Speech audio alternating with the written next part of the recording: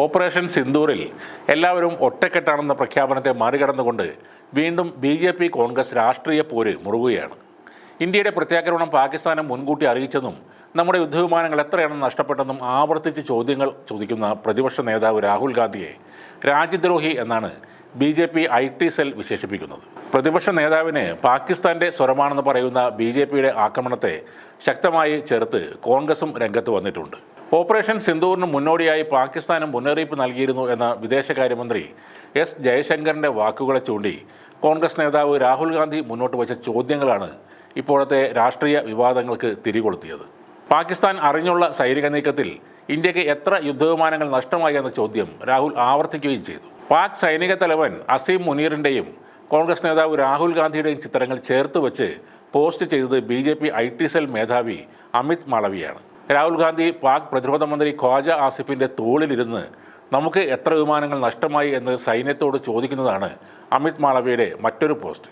മറ്റൊരു ചിത്രത്തിൽ Pakistan army chief Azeem മുനീറിൻ്റെ പകുതി മുഖവും പകുതി രാഹുൽ ഗാന്ധിയുടെ മുഖവുമാണ്. രാഹുലിനെ നവയുഗ മിർജാഫർ എന്ന് വിശേഷിപ്പിച്ച് രാജ്യദ്രോഹിയും ഒറ്റുകാരനുമായി ചിത്രീകരിക്കുന്നതാണ് മറ്റൊരു ക്യാപ്ഷൻ. രാഹുൽ ഗാന്ധിയുടെ ഹൃദയം ഇന്ത്യക്ക് വേണ്ടിയല്ല പാകിസ്ഥാന് വേണ്ടിയാണ് മിടിക്കുന്നത് എന്ന് ബി.ജെ.പി. ദേശീയ വക്താവ് പ്രദീപ് ഭണ്ഡാരിയുടെ പ്രസ്താവനയിലും പറയുന്നുണ്ട്. രാഹുൽ ഗാന്ധി പാകിസ്ഥാൻ്റെയും അവരുടെ അനുഭാവികളുടെയും ഭാഷയിൽ സംസാരിക്കുന്നതിൽ അതിശയിക്കാനില്ല. പാകിസ്ഥാനെതിരെ ഇന്ത്യ നടത്തിയ ഓപ്പറേഷൻ സിന്ദൂറിനെ അദ്ദേഹം പ്രധാനമന്ത്രിയെ അഭിനന്ദിച്ചില്ല. എത്ര ജെറ്റുകൾ നമുക്ക് നഷ്ടപ്പെട്ടുവെന്ന് ആവർത്തിച്ച് ചോദ്യങ്ങൾ ചോദിക്കുന്നു. പാകിസ്ഥാൻ്റെ പരമോന്നത ബഹുമതിയായ നിഷാൻ ഈ പാകിസ്ഥാൻ സ്വീകരിക്കുന്നതിനാണോ രാഹുൽ ഗാന്ധിയുടെ അടുത്ത ലക്ഷ്യമെന്നും ബി.ജെ.പി. ചോദിക്കുന്നുണ്ട്. അതേസമയം വിയോജിക്കുന്നവരെ പരിഹസിച്ചും ആക്രമിച്ചും നിശബ്ദരാക്കാനാണ് ബി.ജെ.പിയുടെ ഇപ്പോഴത്തെ ശ്രമമെന്ന് കോൺഗ്രസ് നേതാവ് താരിഖ് അൻവർ വിമർശിച്ചു. ചോദ്യം ചോദിക്കുന്നവരെല്ലാം രാജ്യദ്രോഹികളാക്കുകയാണെന്നും താരിഖ് പറയുന്നു. പാകിസ്ഥാനെതിരായ സൈനിക നടപടിയിൽ ഒറ്റക്കെട്ടായി നിൽക്കുമെന്ന് പ്രഖ്യാപിച്ചതിന് ദിവസങ്ങൾക്ക് ശേഷമാണ് ചേരിതിരിഞ്ഞുള്ള ഈ രാഷ്ട്രീയ പോര് വീണ്ടും തുടങ്ങുന്നത്. ചോദ്യമുന്നയിച്ച പ്രതിപക്ഷ നേതാവിനെ തന്നെ രാജ്യദ്രോഹിയാക്കാനുള്ള നീക്കത്തിനെതിരെ ശക്തമായ പ്രതിഷേധമാണ് പ്രതിപക്ഷ പാർട്ടികളും പ്രകടിപ്പിക്കുന്നത്. മഹാ അപരാധമൊന്നും ചെയ്തിട്ടില്ലെങ്കിലും രാഹുൽ ഗാന്ധി ചെയ്തത് ഒരു വിഡ്ഢിത്തം തന്നെയാണ്.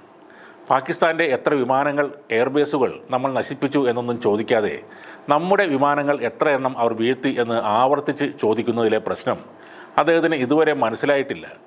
ഇനി അടുത്ത കാലത്തൊന്നും മനസ്സിലാകാനും പോകുന്നില്ല. മരണം വരെ ഇന്ത്യയുടെ പ്രതിപക്ഷ നേതാവായിട്ടിരിക്കാനാണ് അദ്ദേഹത്തിൻ്റെ നിയോഗം.